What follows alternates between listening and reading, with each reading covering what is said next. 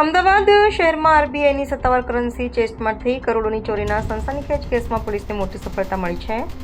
કાલુપુર સ્થિત ગાંધી રોડ પર આવેલી બેંક ઓફ બરોડાની શાખામાંથી અંદાજે 8.77 કરોડ રૂપિયા ગાયબ થવાના મામલે લોકલ ક્રાઇમ બ્રાન્ચે મુખ્ય આરોપી હરસિદ્ધ અર્જુનભાઈ કડિયાણાની ધરપકડ કરી છે. પકડાયેલા હરસિદ્ધ કડિયાણા ચાંદખેડા વિસ્તારમાં રહે છે અને છેલ્લા 15 વર્ષથી બેંક ઓફ બરોડામાં કર્મચારી તરીકે ફરજ બજાવતો હતો. તે જોઈન્ટ કસ્ટોડિયન તરીકે આરબીઆઈ કરન્સી ચેસ્ટની જવાબદારી સંભાળતો હતો. પોલીસ તપાસમાં સામે આવ્યું છે કે આરોપી કેશ બોક્સમાંથી ₹500ની નોટોના બંડલ કાઢીને તેની જગ્યાએ કાગળના થોથા ગોઠવી દેતો હતો, જેથી કોઈને શંકા ન જાય. સાથે સાથે આરબીઆઈના સત્તાવાર ઈ-ક્યુબર પોર્ટલ પર ખોટી માહિતી અને નકલી ચેસ્ટ બેલેન્સ સર્ટિફિકેટ અપલોડ કરીને ઓડિટ ટીમને ગેરમાર્ગે દોરતો હતો. પોલીસ અનુસાર 6 જાન્યુઆરીથી 13 મે દરમિયાન આરોપીએ સતત ખોટી એન્ટ્રીઓ કરીને કરોડોની રકમની હેરાફેરી કરી હતી. બેંકના હિસાબોમાં વિસંગતતા સામે આવતા આખરે 15 મેના રોજ કાલુપુર પોલીસ સ્ટેશનમાં ભારતીય ન્યાય સંહિતા 2023 હેઠળ ગુનો નોંધાયો હતો. એલસીબીની પૂછપરછ દરમિયાન આરોપીએ ચોરીના છુપાવેલા નાણાં અંગે માહિતી આપી હતી. ત્યારબાદ પોલીસે સોલા વિસ્તારના એવરેસ્ટ એન્કલેવના બેઝમેન્ટ પાર્કિંગમાં દરોડો પાડ્યો હતો.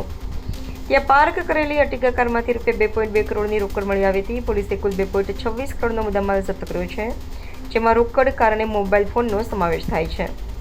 તપાસમાં ખુલ્યું છે કે આરોપીએ આખું કૌભાંડ એકલા હાથે નહોતું કર્યું. બેંકમાં લોડિંગ અનલોડિંગનું કામ કરતા ઝુલ્ફિકાર અંસારી અને સુલતાન અંસારી નામના 2 સાગરીતો પણ સામેલ હતા.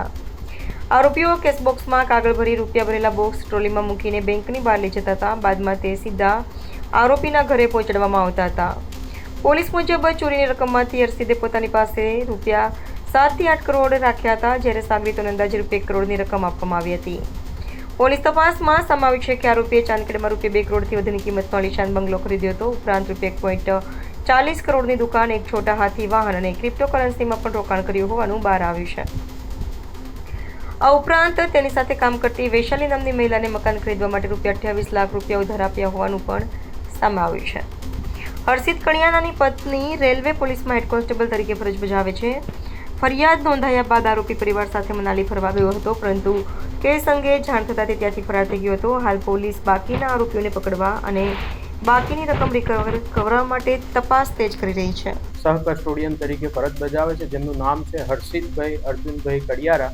આ કર્મચારી અને એની સાથે અન્ય જે ત્યાં લેબર કોન્ટ્રાક્ટર તરીકે કામ કરતા હતા એવા ઝુલ્ફિકાર મુસ્તાક અહેમદ અંસારી તથા સુલતાન અહેમદ અંસારી, આ લોકોની મદદ મેળવી અને ઉપરોક્ત જે કર્મચારી જેને બેંકના કરન્સી ચેસ્ટમાંથી લગભગ 8 કરોડ 70 લાખ રૂપિયાની ચોરી કરેલી હતી,